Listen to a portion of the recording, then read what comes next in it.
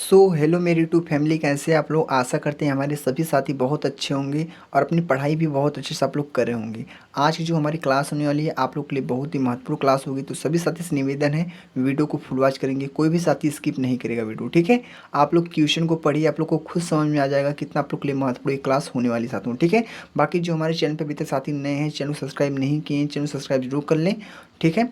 बाकी इस वीडियो को देखिए आप लोग, कितना आप लोग के लिए महत्वपूर्ण हो सकता है साथियों, ठीक है। आज जो हमारी क्लास है आरपीएफ कांस्टेबल का जीके जीएस का पीवाईक्यू है, जो आप लोग के लिए बहुत ही महत्वपूर्ण है। आज का पार्ट 44 है।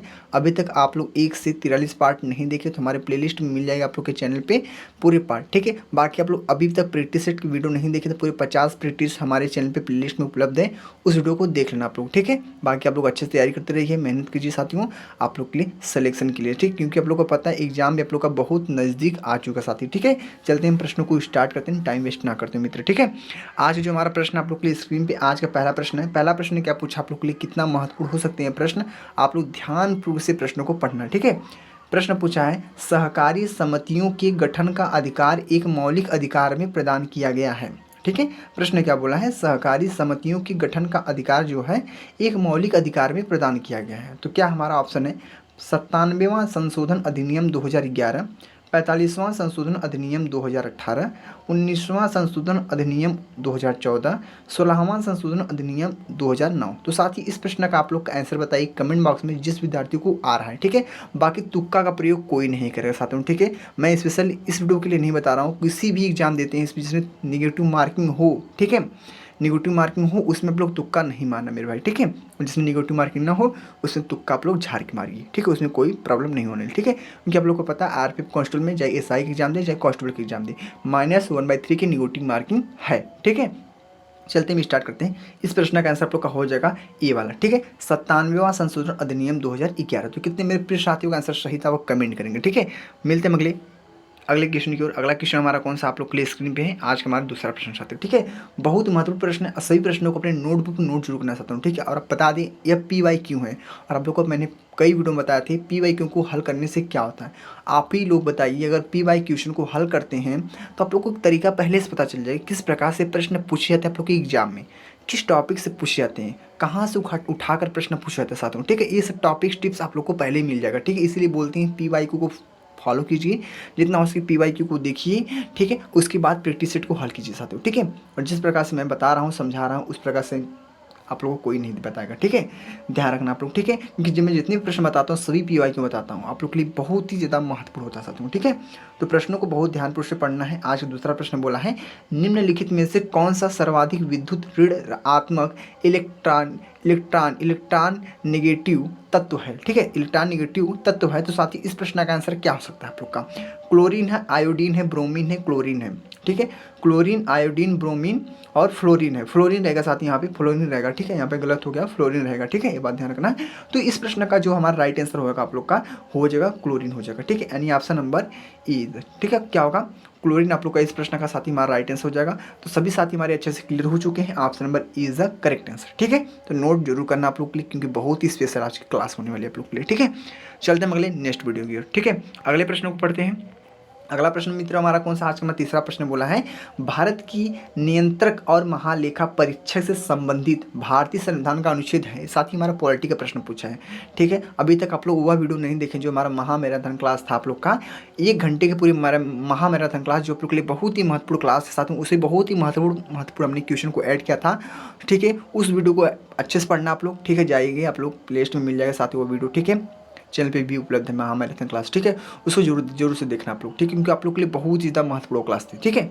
बाकी हम चलते हैं इस प्रश्न को देखते हैं। भारत की नियंत्रक और महालेखा परीक्षक से संबंधित भारतीय संविधान का अनुच्छेद है, अनुच्छेद 148 है, अनुच्छेद 123 है, अनुच्छेद 162 है, अनुच्छेद 180 है। तो इस प्रश्न का हमारा स्पेशल राइट आंसर क्या होगा, तो बता दें साथियों इस प्रश्न का जो हमारा आर्टिकल नंबर हो जाएगा 148 नंबर, ठीक है। आर्टिकल नंबर 148 आपका option number A is the correct answer आप लोग का हो जाएगा, ठीक है। तो बहुत अच्छा प्रश्न था आप लोग के लिए। आज हमारा तीसरा प्रश्न भी बहुत अच्छे से क्लियर हुआ। अब हम बढ़ते अगले नेक्स्ट प्रश्न की ओर, ठीक है मेरे भाई। अगले नेक्स्ट प्रश्न को पढ़िए। आज का प्रश्न नंबर हमारा कौन सा है, चौथा प्रश्न। चौथा प्रश्न बोला है, बोला है चौथा प्रश्न, समाजवाद का भारतीय प्रकार है। ठीक है, समाजवाद का क्या है, भारतीय प्रकार है साथियों। तो बता सकते हैं इस प्रश्न का आंसर हमारा क्या हो सकता है, समाजवाद का जो भारतीय प्रकार है तो लोकतांत्रिक समाजवाद है, साम्यवादी समाजवाद है, संघीय साम्यवाद है और गणतंत्र समाजवाद है। तो साथी इस प्रश्न का हमारा राइट आंसर किसको जाता है मित्र लोग, बताइए आप लोग इस प्रश्न का हमारा राइट आंसर क्या होगा। तो इस प्रश्न का जो हमारा राइट आंसर हो जाएगा आप लोग का लोकतांत्रिक समाजवाद। क्या होगा, लोकतांत्रिक लोकतांत्रिक लोकतांत्रिक मैं लिख कर बताता हूँ आप लोगों को साथियों, कोई भी डाउट ना हो, लोकतांत्रिक समाजवाद, क्योंकि आप लोगों को कोई डाउट ना हो साथियों। ठीक है, आप लोगों को कोई भी प्रॉब्लम ना हो, तो option number E is the correct answer हो जाएगा। ठीक है, कितने मेरे प्रिय भाई बहनों का आंसर सही था वह कमेंट जरूर करेंगे ठीक साथियों। ठीक है, क्योंकि आप लोग की एक एक कमेंट्स ना बहुत मुझे हौसला बढ़ता है। ठीक है, ये बात समझ सकते हैं आप लोग। ठीक है, अब हम बढ़ते हैं अगले नेक्स्ट प्रश्न की और अगले नेक्स्ट प्रश्न को पढ़ते हैं मेरे भाई। अगला नेक्स्ट प्रश्न कौन सा आप लोग की स्क्रीन पे आज हमारा है 5वां नंबर प्रश्न है, ओक और शाहबलूत की पेड़ हैं, ओक और शाहबलूत की पेड़ हैं वह कहाँ है। सदाबहार चौड़ी पत्ती वाले पेड़ होते हैं, उष्णकटिबंधीय सदाबहार पेड़ होते हैं, मैंग्रोव पेड़ होते हैं, कांटेदार वनस्पति होते हैं। तो साथ ही इस प्रश्न का हमारा राइट आंसर किसको जाता है आप लोग बताइए, आप लोग के पास कमेंट बॉक्स है। ठीक है, उसमें आप लोग बता भी सकते हैं साथियों। ठीक है, तो इस प्रश्न का आप लोग का मैं यहाँ पे राइट आंसर बता दूं क्या होगा, सदाबहार सदाबहार चौड़ी चौड़ी चौड़ी चौड़ी पत्ती, क्या चौड़ी पत्ती वाले पेड़, चौड़ी पत्ती वाले क्या होगा पेड़ इज द करेक्ट आंसर। तो मेरे भाई आप लोग क्लियर हो चुके हैं, option number E, option number E is the correct answer आप लोग का हो जाएगा। ठीक है, तो आप लोग बहुत अच्छे से क्लियर हो चुके हैं। अब हम बढ़ते अगले नेक्स्ट प्रश्न को मेरे भाई, अगले नेक्स्ट प्रश्न को पढ़िए। अगला नेक्स्ट प्रश्न कौन सा आप लोग का है, स्क्रीन पे आज का हमारा है 6वां प्रश्न। ठीक है, तो 6वें प्रश्न को पढ़िए आप लोग। 6वां प्रश्न हमारा क्या बोला है, आज का जो हमारा प्रश्न पूछा है ओलंपिक से। ठीक है, मैंने आप लोग को अगले नेक्स्ट वीडियो में बताया था कहाँ कहाँ से प्रश्न पूछे थे साथियों। ठीक है, ओलंपिक से पूछे जाते हैं, उत्सव से, महोत्सव से, झीलों से। ठीक है, बाकी आप लोग हिस्ट्री को अच्छे से कंप्लीट कर लेना, हिस्ट्री हो गया, पॉलिटी हो गया, जियोग्राफी हो गया, इकोनॉमिक्स हो गए, करंट अफेयर्स हो गया, स्टैटिक जीके हो गया साथियों। ठीक है, राष्ट्रपति, प्रधानमंत्री, उपराष्ट्रपति, ये सब प्रश्न आप लोग के नॉर्मली पूछे जाते हैं साथियों। खेल कूद से भी प्रश्न पूछे जाते हैं, स्पोर्ट के ज़्यादा से ज़्यादा प्रश्न पूछे जाते हैं साथियों। ठीक है, ये सब करेंट के प्रश्न बहुत आप लोग के लिए महत्वपूर्ण हो सकते हैं साथियों। ठीक है, इसलिए प्रश्नों को बहुत ध्यानपूर्वक से देखा करिए आप लोग कहाँ से प्रश्न किस टॉपिक से उठाकर पूछे जा रहे हैं साथियों। ठीक है, और जितने भी हमारे साथी रेगुलर वीडियो को देखते हैं ना उन लोग को पता होगा, जो पीवाई को हल करते हैं ना ओलंपिक से एक प्रश्न 2 प्रश्न आप लोग के कंफर्म पूछे जाते हैं साथियों। ठीक है, जैसे हमारा 6वां प्रश्न भी पूछा है, ओलंपिक खेलों में कुश्ती की कितनी शैलियाँ होती हैं। ओलंपिक खेलों में जो कुश्ती होती है हमारी ना, उसमें कितनी शैलियाँ होती हैं, 4 होती है, 2 होती है, 3 होती है, 9 होती है। साथ ही इस प्रश्न का ऑप्शन नंबर 2 हो जाएगा। क्या होगा, 2 is the correct answer, 2 is the correct answer आप लोग का हो जाएगा। तो प्रिय हमारे साथी अच्छे से क्लियर हो चुके हैं। अब हम बढ़ते हैं अगले नेक्स्ट प्रश्न को। ठीक है, अगले प्रश्न को पढ़िए आप लोग। अगला प्रश्न हमारा कौन सा पूछा आप लोग के लिए, तो क्या हमारे साथी अगला प्रश्न आप लोग के लिए स्क्रीन पे आज का प्रश्न कौन सा अगला हमारा पूछा है, अहमदिया आंदोलन के संस्थापक कौन है। अहमदिया नाम सुनेंगे ना, बहुत ही टिपिकल नाम है अहमदिया। ठीक है, अहमदिया आंदोलन के संस्थापक कौन है, हाजी शरीयतुल्लाह, क्या है, हाजी शरीयतुल्लाह, मिर्ज़ा गुलाम अहमद, मोहम्मद अली, सैयद अहमद खान। तो साथ ही इस प्रश्न का हमारा राइट आंसर किसको जाता है, तो बता दी इस प्रश्न का आप लोग का राइट आंसर आप लोग का हो जाएगा क्या होगा, मिर्ज़ा गुलाम अहमद। ठीक है, मिर्ज़ा गुलाम अहमद आप लोग का राइट आंसर हो जाएगा। Option number B is the correct answer, right answer आप लोग का हो जाएगा। ठीक है, सभी हमारे साथ अच्छे से क्लियर हो चुके हैं। अब हम बढ़ देंगे नेक्स्ट प्रश्न को। ठीक है, अगले प्रश्न को मेरे भाई पढ़िए। अगला प्रश्न हमारा कौन सा आप लोग की स्क्रीन पे आज का हमारा है 9वां प्रश्न, 8वां प्रश्न। ठीक है, 8वें प्रश्न को पढ़ते हैं। 8वां प्रश्न बोला है, पुर्तगाली प्रथम बार भारत में कहाँ पहुँची। पुर्तगाली जो हमारे हैं प्रथम बार वो भारत में कहाँ पहुँचे, यही बताना आप लोगों को। पहुँची नहीं रहेगा, पहुँचे रहेगा। ठीक है, यहाँ पे एक ही मात्रा रहेगा। ठीक है, पहुँचे तो क्या है, कोचीन है, कालीकट है, सूरत है, इंदौर है। तो पुर्तगाली जो हमारे थे प्रथम बार भारत में कहाँ पहुँचे, तो बता दें साथियों ना कहाँ पहुँचे थे, वो कालीकट में पहुँचे थे। कहाँ पे, कालीकट में। तो आप लोग राइट हो चुके हैं, Calicut is the correct answer आप लोग का हो जाएगा साथी। ठीक है, तो कितने मेरे प्रिय मित्रों का राइट आंसर था वो कमेंट करेंगे। ठीक है, कमेंट जरूर करना आप लोग का। ठीक है, कमेंट आना चाहिए सभी साथियों का। ठीक है, अब बढ़ते अगले नेक्स्ट प्रश्न को। अगले प्रश्न को मेरे पे पढ़िए। अगला प्रश्न हमारा कौन सा आज का हमारा 9वां प्रश्न। 9वां प्रश्न आप लोग के लिए कितना महत्वपूर्ण हो सकता है, बोला है कौन सा उपकरण है जो प्रत्यावर्ती धारा को दृष्टि धारा में परिवर्तित करता है। साथ ही हमारा प्रश्न फिजिक्स का पूछा है और आप लोग को मैंने बताया था पूरे साइंस से साथ ही प्रश्न पूछे जाते हैं। फिजिक्स से 2 प्रश्न, एक प्रश्न आप लोग का रेयर केस में पूछ दिया जाते हैं, 2 प्रश्न आप लोग केमिस्ट्री से पूछे जाते हैं, 2 प्रश्न आप लोग के बायोलॉजिकल सिस्टम से प्रश्न पूछे जाते हैं। तो ठीक है, तो ध्यान रखना आप लोग कौन सा उपकरण जो हमारा प्रत्यावर्ती धारा को दृष्टि धारा में परिवर्तित करता है। तो ट्रांजिस्टर है, रेक्टिफायर है, इन्वर्टर है, संधारित्र है। साथ ही बता दी इस प्रश्न का आप लोग का राइट आंसर आप लोग का हो जाएगा क्या होगा, रेक्टिफायर। क्या होगा, rectifier is the correct answer. Rectifier ठीक है, तो क्लियर हो चुके हैं। रेक्टिफायर आप लोग का राइट आंसर हो जाएगा, option number B is the right answer. तो सभी हमारे साथ ये चीज़ क्लियर हो चुके हैं। अब हम बढ़ते हैं अगले नेक्स्ट प्रश्न को। ठीक है, अगले नेक्स्ट प्रश्न को पढ़िए मेरे भाई। अगला प्रश्न हमारा कौन सा आप लोग की स्क्रीन पे है आज का हमारा है, आज का नंबर आप लोग का कौन सा आप लोग का है 10वां प्रश्न। 10वां प्रश्न बोला है भारतीय संविधान में उल्लेखित शब्द भ्रातृत्व से आशय है। क्या है, भ्रातृत्व से आशय है। तो भारतीय संविधान में उल्लेखित शब्द जो हमारा भ्रातृत्व से आशय है, यह प्रश्न हमारा बहुत ही महत्वपूर्ण आप लोग का संविधान का प्रश्न पूछा। और जो भी आप लोग का संविधान से प्रश्न पूछे जाते हैं, पॉलिटी से प्रश्न पूछे जाते हैं, वो आप लोग के लिए बहुत ही महत्वपूर्ण साबित होते साथियों। ठीक है, पड़ोसी होने की भावना होती है, भाईचारे की भावना होती है, कूटनीति की भावना होती है, मित्रता की भावना होती है। तो साथ ही इस प्रश्न का आप लोग का राइट आंसर आप लोग का होगा क्या, भाईचारे की भावना। क्या भावना, भाईचारे की भावना, इस प्रश्न का साथ ही हमारा राइट आंसर हो जाए। तो बहुत अच्छा प्रश्न आप लोग का था, भाईचारे की भावना इज द राइट आंसर आप लोग का हो जाएगा। ठीक है, तो बहुत अच्छा प्रश्न आप लोग के लिए। बढ़ते हैं अगले नेक्स्ट प्रश्न को। ठीक है, अगले प्रश्न को मेरे भाई पढ़िए। अगला प्रश्न हमारा कौन सा आप लोग की स्क्रीन पे, आज हमारे 11 प्रश्न। क्या है 11 प्रश्न। 11 प्रश्न क्या पूछा है आपका, तो बोला है किस वर्ष वायसराय कर्जन ने बंगाल विभाजन की घोषणा की थी। क्या प्रश्न पूछा है, ध्यान से पढ़ना। किस वर्ष वायसराय कर्जन ने बंगाल विभाजन की घोषणा की थी। तो बताएंगे आप लोग इस प्रश्न का हमारा राइट आंसर किसको जाता है मेरे भाई। किस वर्ष वायसराय कर्जन ने बंगाल विभाजन की घोषणा की थी। 1905 में, 1919 में, 1985 में, 1958 में। तो इस 11 प्रश्न का राइट आंसर हमारा क्या हो सकता है आप लोग बताइए, आप लोग को पता भी हो साथी। ठीक है, किस वर्ष वायसराय कर्जन ने बंगाल विभाजन की घोषणा की थी। तो 1905 is the right answer. 1905 is the right answer आप लोग का हो जाएगा, option number E is the correct answer. ठीक है, तो प्रिय साथी लोग अच्छे से क्लियर हो चुके हैं। अब हम बढ़ते अगले नेक्स्ट प्रश्न को। ठीक है, अगले प्रश्नों को पढ़िए आप लोग। अगला प्रश्न हमारा कौन सा आप लोग की स्क्रीन पे है, आज का प्रश्न नंबर आप लोग का 12 है। तो 12 प्रश्न पढ़िए आप लोग। क्या हो सकता है 12 प्रश्न हमारा बोला है गर्मियों में उच्च चारागाहों और सर्दियों में निचली घाटियों के बीच पशुओं की मौसमी हलचल को कहा जाता है। तो क्या कहा जाता है यही बताना। बहुत ही महत्वपूर्ण प्रश्न साथी हमारा। ठीक है, ऐसे ऐसे प्रश्न आप लोग के एग्जाम में डायरेक्ट पूछे जाते हैं साथियों। और PYQ का प्रश्न है और आप लोग के लिए महत्वपूर्ण होगा ही साथी। ठीक है, आप लोग को पता है RRB जो भी एग्जाम कराती है उसमें रिपीटेड प्रश्नों को अधिकतर से अधिकतर बार डालती है, ये बात ध्यान रखना। तो प्रश्न नंबर 12 है गर्मियों में उच्च चारागाहों और सर्दियों में निचली घाटियों के बीच पशुओं की मौसमी हलचल को कहा जाता है। मौसमी चारागाह परिवर्तन, पशुओं के झुंड, खाना बदूसी, पशु चारणता।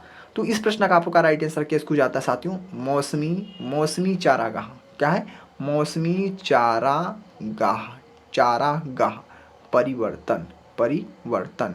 ठीक है, तो क्लियर हो चुके हैं आप लोग अच्छे से। Option number E is the right answer. Option number E is the correct answer आप लोग का हो जाएगा। तो सभी हमारे साथ अच्छे से क्लियर हो चुके हैं। अब बढ़ते हैं अगले नेक्स्ट प्रश्न को मेरे भाई। ठीक है, अगले प्रश्न को पढ़िए। अगला प्रश्न हमारा कौन सा आप लोग की स्क्रीन पे, आज का मेरे भाई आज का हमारा प्रश्न नंबर है 13। 13 प्रश्न क्या बोला है, निम्नलिखित में से कौन सा धूमकेतु प्रति 76 वर्षों में एक बार पृथ्वी के निकट आता है। पृथ्वी के क्या होता है, निकट आता है। धूमकेतु एक ऐसा है जो प्रत्येक 76 वर्षों में एक बार, 76 वर्षों के बाद एक बार पृथ्वी के निकट आता है। ठीक है, तो हैली धूमकेतु है, अनेक धूमकेतु है, सीजर धूमकेतु है, बोरली धूमकेतु है। तो साथ ही इस प्रश्न का हमारा राइट आंसर क्या होगा आप लोग बताइए। आप लोग को पता भी होना चाहिए साथियों, बहुत ही महत्वपूर्ण हमारा इस प्रश्न है। तो बता दें साथियों, इस प्रश्न का आपका राइट आंसर हो जाएगा क्या, हैली हैली हैली हैली नाम सुनोगे ना, हैली धूमकेतु। हैली धूमकेतु is the right answer. Halley धूमकेतु, option number A. Option number A is the right answer आप लोग का हो जाएगा। मित्र लोग क्लियर हो चुके हैं आप लोग। आज का हमारा 13 प्रश्न भी अच्छे से क्लियर हो चुका है। अब बढ़ते हैं नेक्स्ट प्रश्न की ओर। अगले प्रश्न को मेरे भाई पढ़िए। अगला प्रश्न हमारा कौन सा है, ठीक है। तो आज का प्रश्न नंबर 14 हमारा क्या हो सकता है।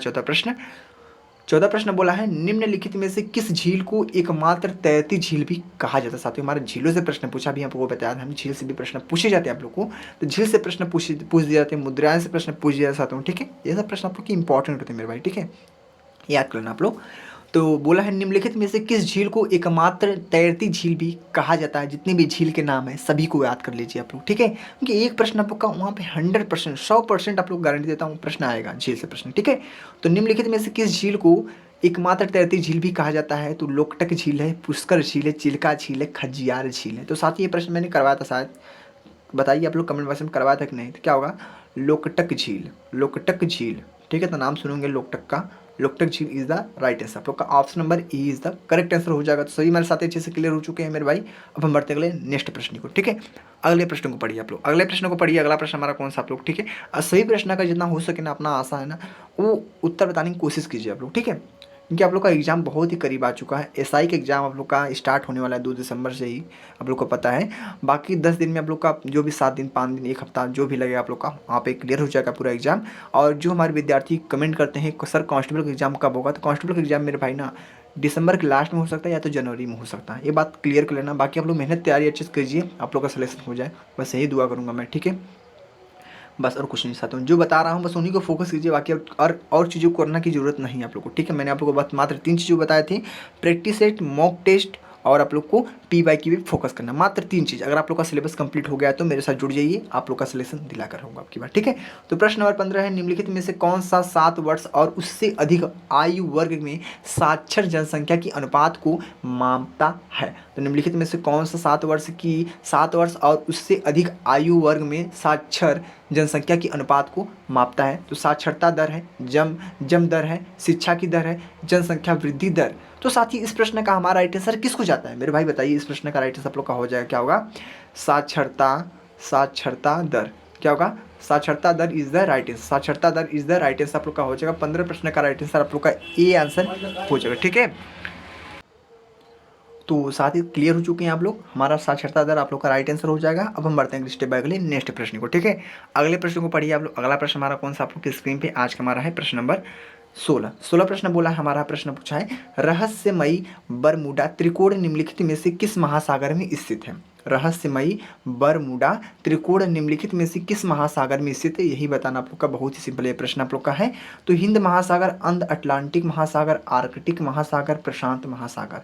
तो साथ ही इस प्रश्न का हमारा राइट आंसर किसको जाता है मेरे भाई, बताइए। इस प्रश्न का राइट आंसर क्या होगा, कि बोला है रहस्यमयी बरमूडा त्रिकोण निम्नलिखित में से किस महासागर में स्थित है।